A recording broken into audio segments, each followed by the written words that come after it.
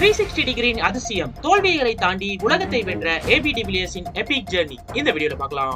AB de Villiers பிப்ரவரி 17, 1984 south ஆப்பிரிக்காவில் உள்ள Bella கிராமத்தில் பிறந்தார். ஏபிடி பாத்தீங்கன்னா சின்ன வயசுல இருந்தே மல்டி டேலண்டட் ஸ்போர்ட்ஸ்மேனா இருந்தாரு. ரப்பி, டென்னிஸ், ஸ்விம்மிங் இந்த மாதிரி நிறைய விளையாட்டுகள் விளையாடுவாரு. கிரிக்கெட்டை சூஸ் பண்றதுக்கு முன்னாடி என்னதான் மல்டி டேலண்டடா இருந்தாலும் கிரிக்கெட் மேல ஆர்வமா இருந்த இவரு கிரிக்கெட் ப்ரொஃபஷனை ஒண்டி சூஸ் பண்ணாரு. 2003 நார்த்தன்ஸ்காக தன்னோட டொமஸ்டிக் ஜர்னி ஆரம்பிச்ச இவரு அங்க டமால் டுமின் பர்ஃபார்மன்ஸ் பண்ணி 2004 சவுத் ஆப்பிரிக்கா டெஸ்ட் அணிலையும் 2005 சவுத் ஆப்பிரிக்கா ஓடிஐ அணிலையும் 2006 சவுத் ஆப்பிரிக்கா T20 அணிலையும் 3 ஃபார்மேட்லயும் தன்னோட டெபியூவை ஓபன் பண்றாரு. சவுத் ஆப்பிரிக்காக்காக ஸ்டார்டிங்ல சரியான பேட்டிங் பொசிஷன்ல வாய்ப்பு கிடைக்காம சவுத் ஆப்பிரிக்கா டீம்ல இன்கன்சிஸ்டன்டா இருந்தாரு. இப்படியே டீமுக்குள்ள இன் அண்ட் அவுட்டா இருந்தவரு இங்கிலாந்து கூட 2005 டெஸ்ட்ல தன்னோட முதல் சதத்தை பதிவு பண்றாரு. அதுக்கப்புறமா ஏபி டிவிலியர்ஸோட வளர்ச்சி 3 ஃபார்மேட்லயும் நாளுக்கு நாள் அதிகமாயிட்டே போயிட்டு இருந்தது. ஏகப்பட்ட ரெக்கார்ட்ஸ்க்கு சொந்தக்காரரா இருக்க இவருக்கு மிஸ்டர் 360 என்ற பட்ட பேரும் இருக்கு. இனோவேட்டிவான ஷாட்ஸ் விளையாடி தன்னோட பேட்னால 6-4 அடிச்சு கிரவுண்டோட 360 டிகிரி ஆங்கிளையும் கவர் பண்ணாருங்க.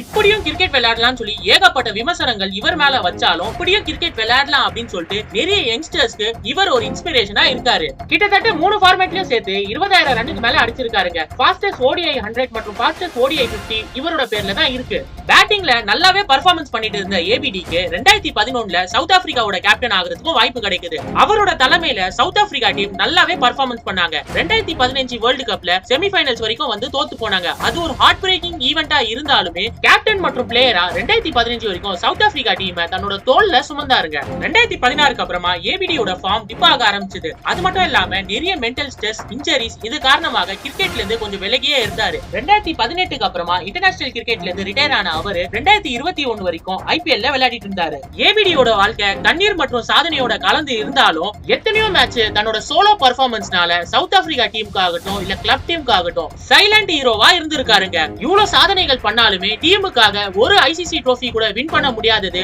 ரொம்ப அவரோட கரியர்ல சோதனையா இருந்ததுங்க. என்னதான் போட்டிகள்ல தோல்வி கண்டாலும் ரசிகர்கள் இதயத்துல வெற்றியோட தான் ஏபி டிவிலியர்ஸ் அவர்கள் வாழ்ந்துட்டு இருக்காருங்க.